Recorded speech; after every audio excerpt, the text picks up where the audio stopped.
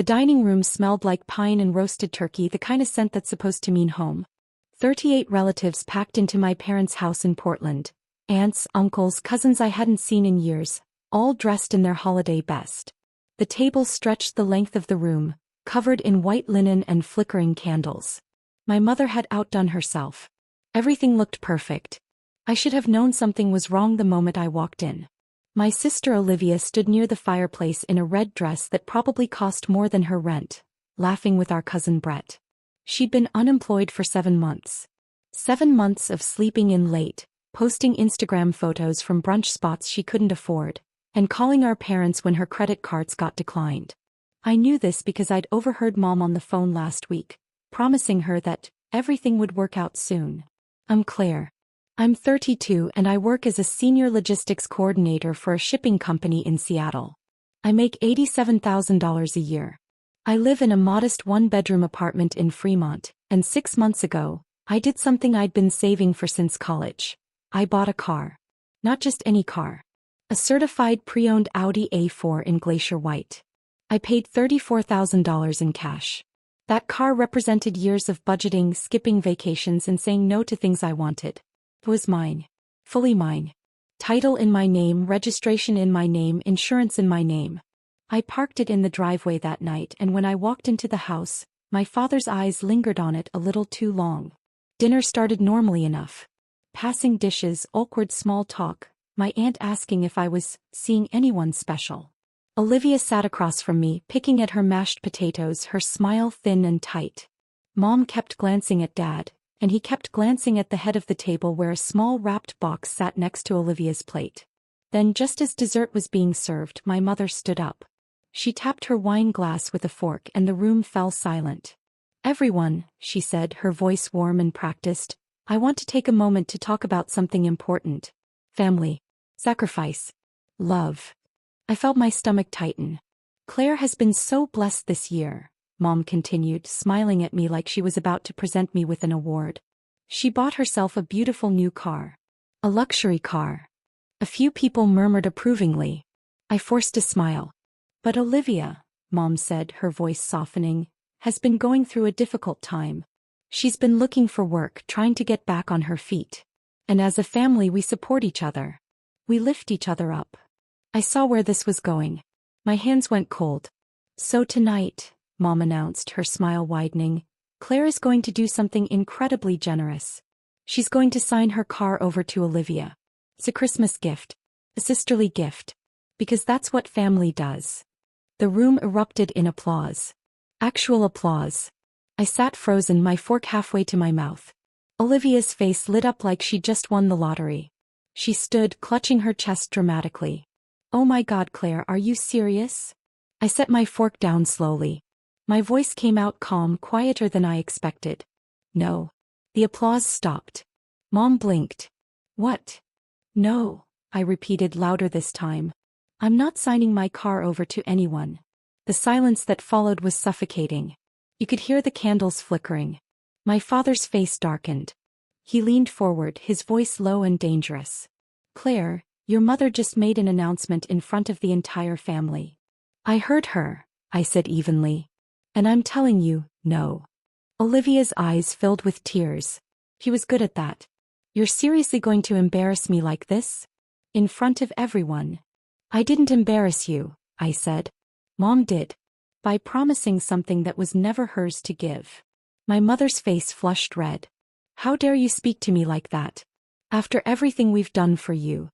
"Everything you've done for me?" I interrupted. My hands were shaking now, but my voice stayed steady. "You mean like the time you used my name as a reference on Olivia's lease without asking? Or when you told Aunt Karen I'd loan her $3,000 before checking with me first?" "That's different," Dad snapped. "It's not," I said. "And this ends now." Dad's jaw clenched. Then without a word he reached across the table and snatched my car keys off the placemat in front of me. "Give those back," I said. He held them up, dangling them in the air like a teacher confiscating a phone. "You'll get them back when you sign the title." The room was dead silent. 38 people staring. Some looked uncomfortable. Most looked like they agreed with him. I pulled my phone out of my purse. "What are you doing?" Mom demanded. Making a call, I said. I scrolled through my contacts and pressed the number for the dealership where I'd bought the car. It rang twice before someone picked up. Prestige Auto, this is Kevin. Hi Kevin. This is Claire Donovan. I bought an Audi A4 from you 6 months ago. Oh hey Claire. Yeah, I remember. Everything okay with the car? The car's fine.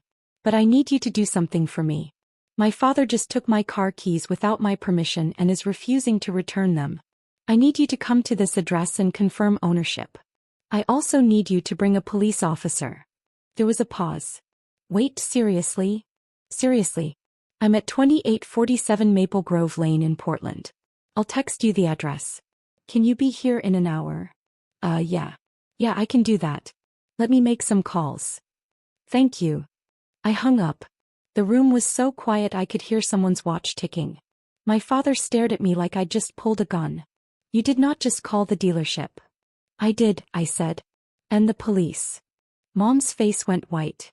Claire, you're overreacting. No, I said, my voice finally rising.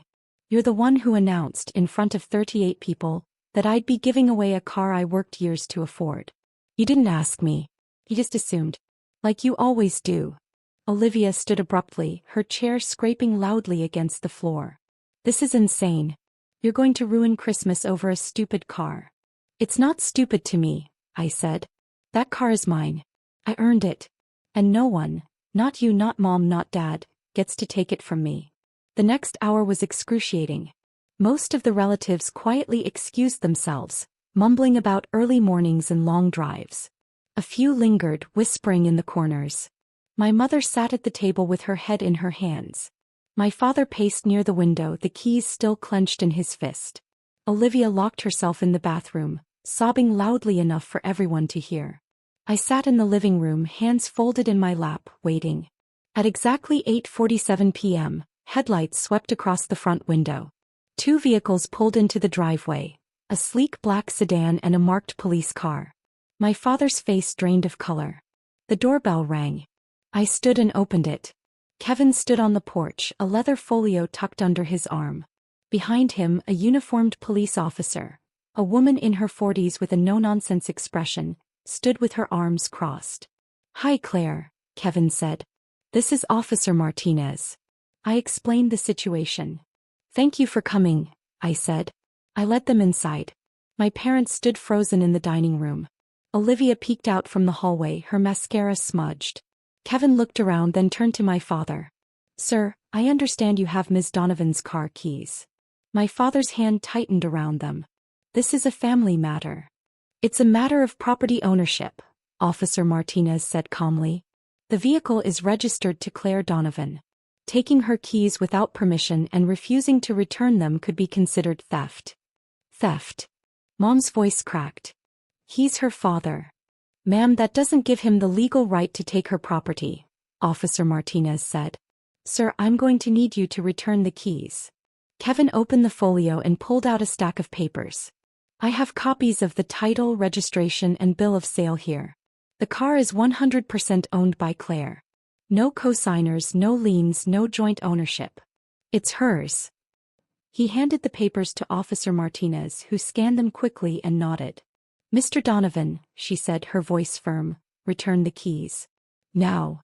For a long moment my father just stood there, his face red, his jaw working like he wanted to say something. Then slowly he set the keys on the table. I walked over and picked them up. My hand was shaking. Thank you, I said to Kevin and Officer Martinez. Kevin nodded. You need anything else, you call me, okay? Officer Martinez looked at my parents. If Ms. Donovan reports any further interference with her property, this becomes a criminal matter. Understood. They didn't answer. He turned to me.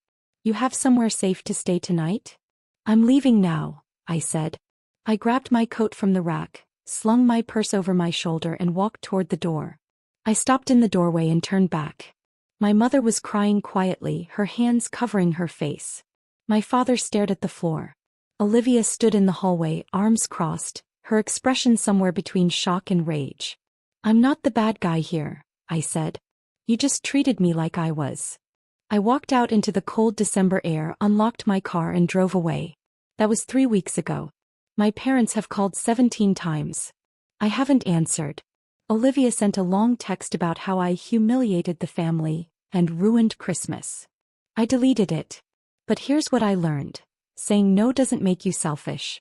Setting boundaries doesn't make you cruel. And protecting what's yours, what you worked for, what you earned, isn't something you should ever have to apologize for. I'm living in my apartment in Seattle now, same as before. I drive my Audi to work every morning. I paid for it. I own it. And no one will ever take it from me again.